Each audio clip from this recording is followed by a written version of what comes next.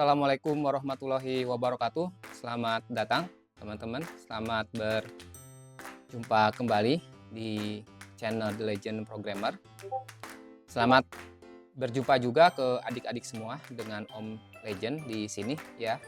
Di channel kebanggaan kita bersama The Legend Programmer. Dan di kesempatan kali ini kita masuk ke video ketiga ya, dan kita akan melanjutkan pembahasan kita mengenai pembelajaran bahasa pemrograman Swift. Tentunya kita menggunakan software Swift Playground. Di kesempatan kali ini ya teman-teman semua, adik-adik semua juga, kita akan mencoba melanjutkan pembelajaran kita mengenai dasar-dasar pemrograman. Dan kita masuk ke satu materi yang cukup sangat penting, yaitu teknik-teknik dasar debugging dalam usaha kita menemukan bug dari program yang kita tulis ya.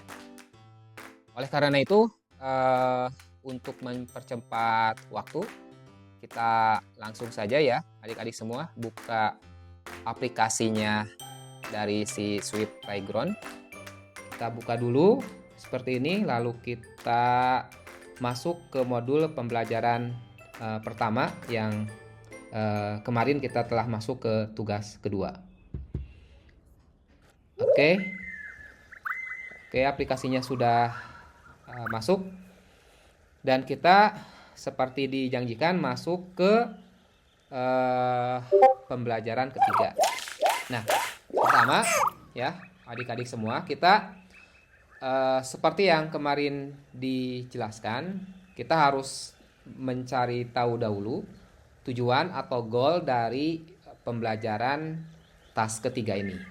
Oke, dari sini bisa adik-adik baca bahwa goalnya itu adalah menemukan bug dan memfix atau memperbaiki bug tadi. Nah, mungkin adik-adik bertanya, apa sih yang dimaksud dengan bug itu gitu ya? Apakah bug itu dalam artian bahasa Inggris seperti biasa, seperti apa ya, hewan-hewan kecil gitu? Bukan. Di dalam bahasa pemrograman ya, seperti di sini dituliskan, yang dimaksud dengan bug itu adalah bagian dari kode yang dimana bagian kode tersebut membuat aplikasi yang kita buat tadi tidak berjalan dengan benar. Nah, memang ketika menulis kode itu mungkin mudah gitu ya. Nah, tetapi kesalahan itu bisa saja terjadi di setiap tempat. Nah, inilah yang dimaksud dengan bug. Bug itu adalah potongan kode yang membuat seluruh aplikasi kita tidak berjalan dengan benar.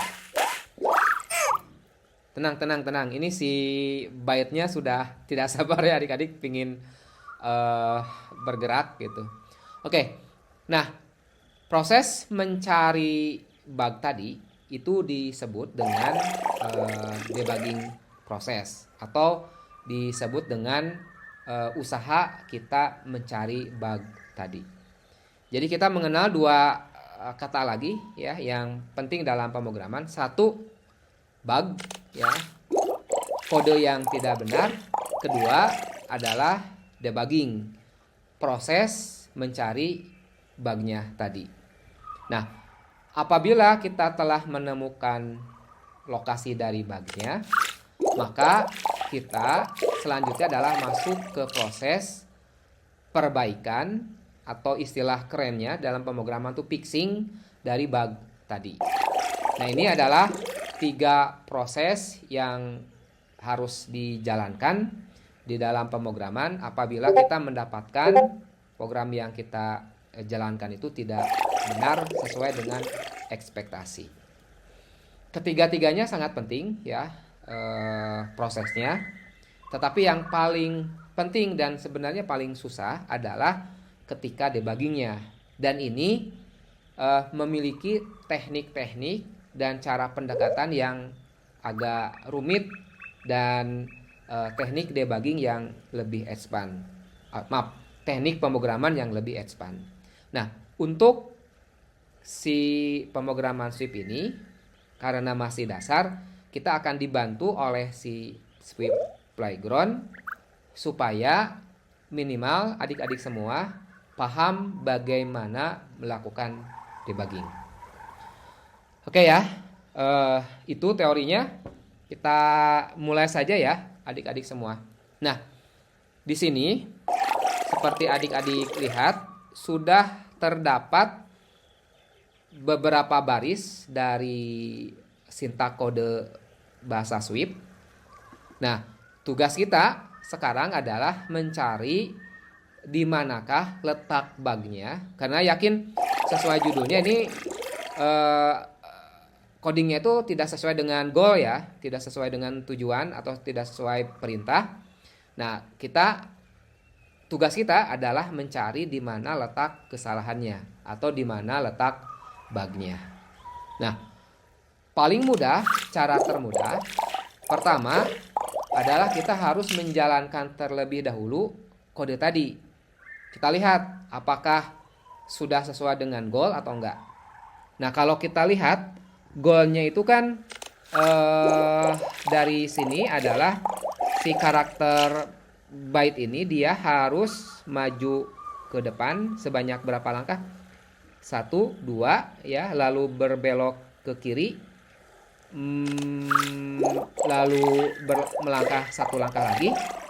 Setelah itu dia harus mengambil game. Setelah mengambil game dia maju ke depan 1 langkah. Dan setelah itu dia harus menyalakan saklar yang ada. Itu adalah goalnya. Nah, realnya seperti apa? Nah, coba realnya kita jalankan dulu ya, adik-adik semua. Oke, kita jalankan. Oke, oh ternyata dia beloknya salah ya. Oke. Ternyata memang potongan kodenya ini salah ya, atau apa tujuan dari kode yang sudah ada itu salah. Nah, langkahnya seperti apa paling baik? Kita coba untuk sekarang debuggingnya 1 baris demi 1 baris. Kita tentukan apakah baris pertama yang move forward itu betul atau enggak ya. Kita jalankan lagi. Oke, langkah pertama tuh ternyata benar ya. Berarti langkah pertama betul.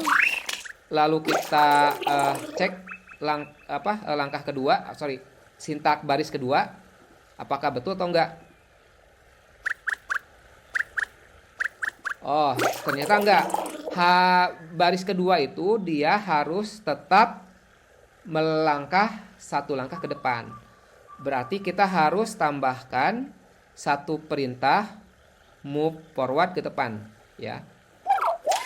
Oke, kita coba jalankan lagi.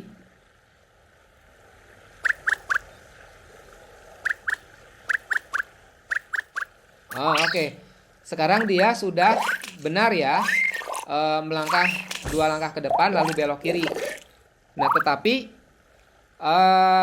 setelah belok kiri dia masih melangkahnya itu 2 langkah kan di sini ya. Setelah belok kiri dia itu melangkahnya 2 langkah,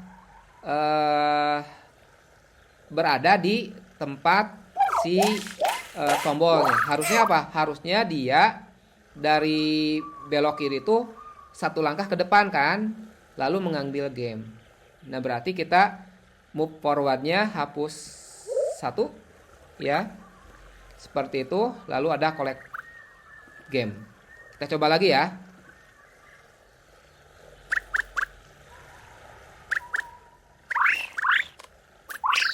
Betul ya.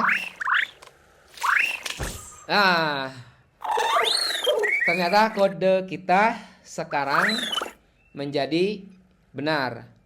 Kenapa? Karena kita telah bisa menyuruh si byte ini ya, karakter air ini melangkah 2 langkah, belok kiri, melangkah 1 kali lagi ke depan, lalu mengambil game, melangkah lagi satu langkah ke depan dan akhirnya dia menyalakan switch-nya.